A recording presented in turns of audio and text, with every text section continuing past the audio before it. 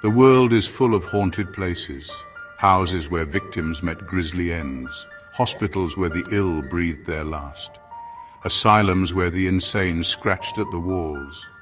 But some say the spirits of the dead are not confined to buildings. Some say they haunt the very vehicles that carried us in life. I'm talking about ghost trains, phantom locomotives that race down tracks never again touched by the living. Tonight we're diving deep into the heart of these spectral tales. We'll be exploring 3 chilling encounters with ghost trains that will leave you wondering if the tracks you cross are truly empty or if they echo with the whispers of passengers long gone. So, dim the lights, turn up the volume and prepare yourself. For tonight we ride the rails into the heart of darkness. Imagine, if you will, a desolate stretch of railway in the American Midwest. The year is 1931. The air is thick with the coming of a storm. A lone figure, a railroad worker named Cecil, huddles in his signal tower. He's seen his share of storms, but this one feels different. He can feel it in his bones. Suddenly, a flash of lightning illuminates the tracks, followed by a deafening clap of thunder. When Cecil's vision clears, he sees it. A train, a massive steam engine, hurtling down the tracks towards him. It's moving at an impossible speed. Cecil scrambles for his radio, his blood turning to ice. There's no record of a train on the line, no scheduled runs, nothing. He tries to raise someone, anyone on the radio, but static is his only reply.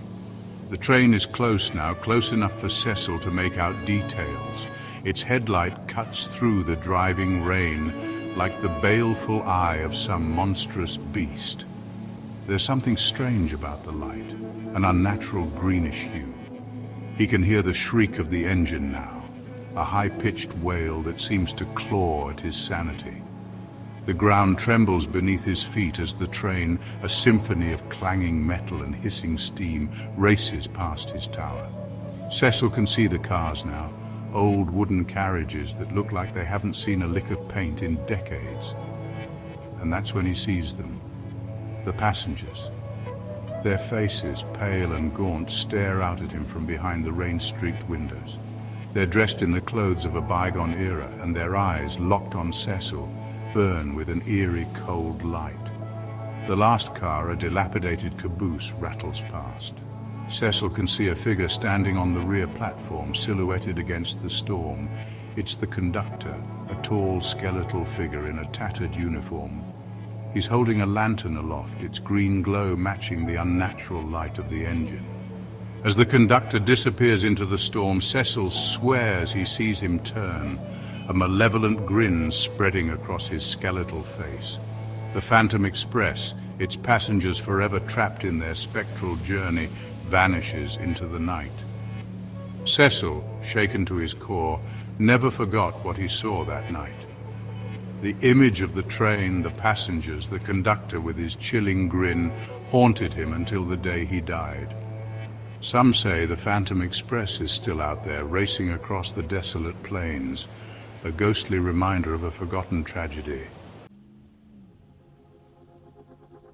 Our next story takes us to the sprawling metropolis of Tokyo, Japan, where the modern and the ancient collide.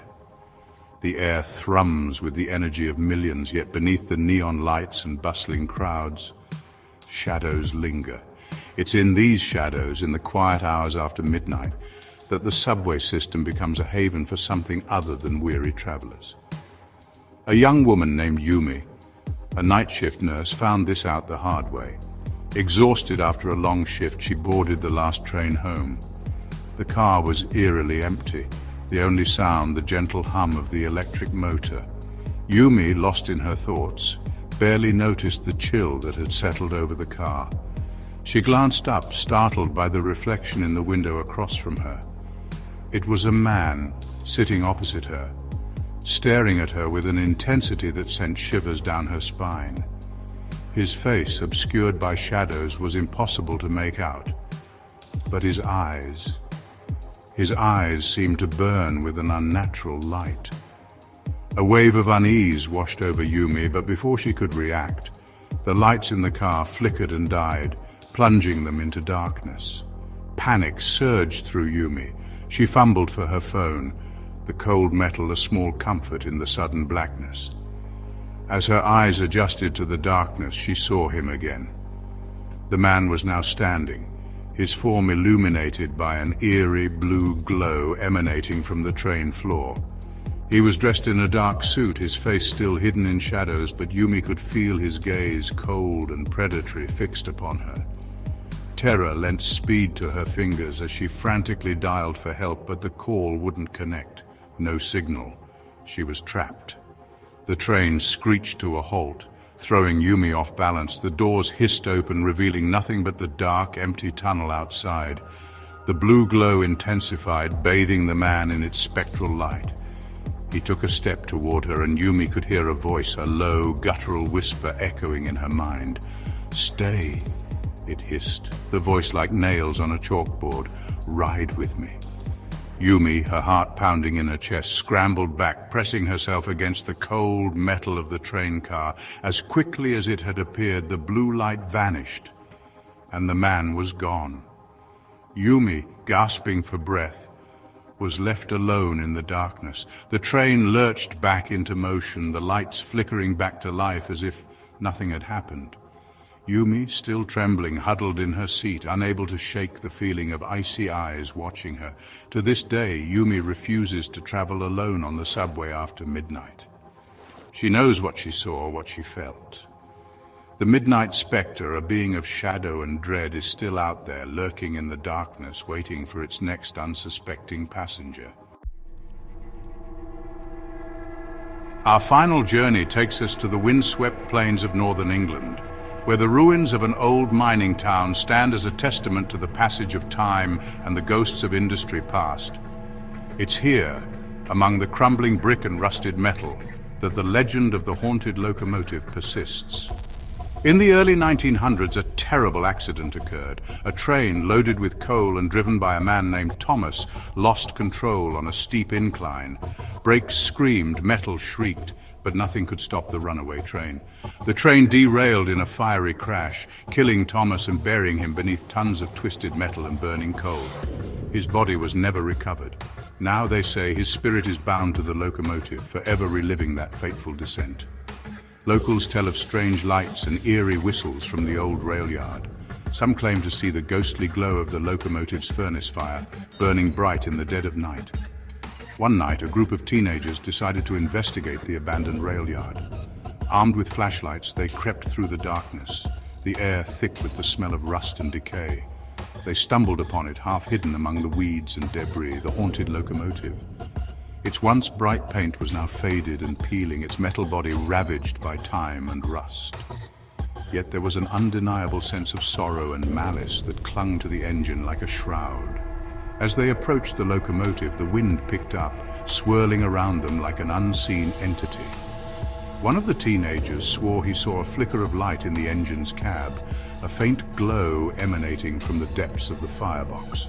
Suddenly, the silence was shattered by the ear-splitting shriek of a train whistle. The teenagers froze, their blood turning to ice. The sound seemed to come from everywhere and nowhere at once, echoing through the abandoned rail yard. Panic gripped the group and they turned to flee, their footsteps echoing on the broken asphalt. As they ran, they could hear the sound of heavy footsteps behind them, slow and deliberate, like the tread of a giant. They didn't dare look back. They burst out of the rail yard and into the relative safety of the open road, their chests heaving, their faces white with terror. They never went back, but the memory of that night, of the eerie whistle and the heavy footsteps, stayed with them. A chilling reminder of the darkness that lurks in the shadows of our world. The haunted locomotive, they say, still wanders the tracks of the abandoned rail yard, its mournful whistle a siren call to the unwary, a ghostly echo of a tragedy long past. 3 stories, 3 chilling encounters with the unknown, the Phantom Express forever racing through the storm with its spectral passengers, the midnight specter lurking in the shadows of the Tokyo subway, preying on the lonely and vulnerable, and the haunted locomotive, its mournful whistle a constant reminder of the tragedy that bound it to the abandoned rail yard. Are these stories just legends, tales spun to frighten and entertain? Or is there something more to these encounters, something that speaks to a darker, more mysterious side of our world? Tell me what you think in the comments below. Have you ever had a ghostly encounter on the rails? Share your stories, for the tracks of fear stretch further than we know, and there are many more tales to be told.